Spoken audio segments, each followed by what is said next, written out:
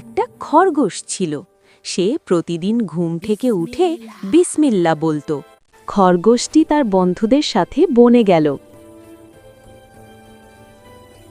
খরগোশটি একা একা বনে হাঁটছিল।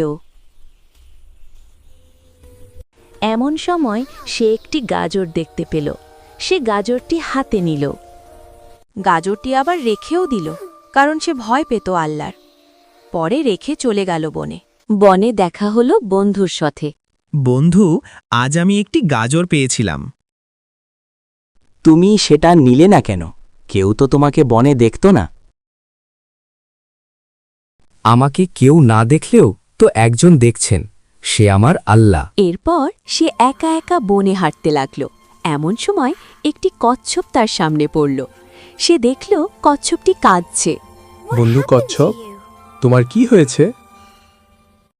আমি আমার গাজর পাচ্ছি না, তুমি কি আমাকে সাহায্য করবে?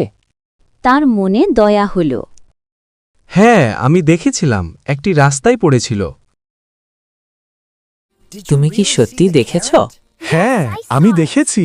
এমন সময় খরগোশের বন্ধু পাখি এলো। বন্ধু, তোমাদের কি হয়েছে? আমার এই বন্ধুর গাজর হারিয়ে গেছে। তারা গল্প করতে করতে সেই জায়গায় পৌঁছালো।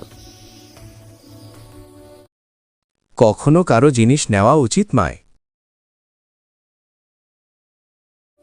বন্ধুরা, তোমরা ঠিক বলেছ, কখনো কারো জিনিস নেওয়া ঠিক নয়। তাহলে আমরা এই গল্প থেকে শিক্ষা নিলাম যে রাস্তাতে কুড়িয়ে পাওয়া জিনিস নেওয়া উচিত না।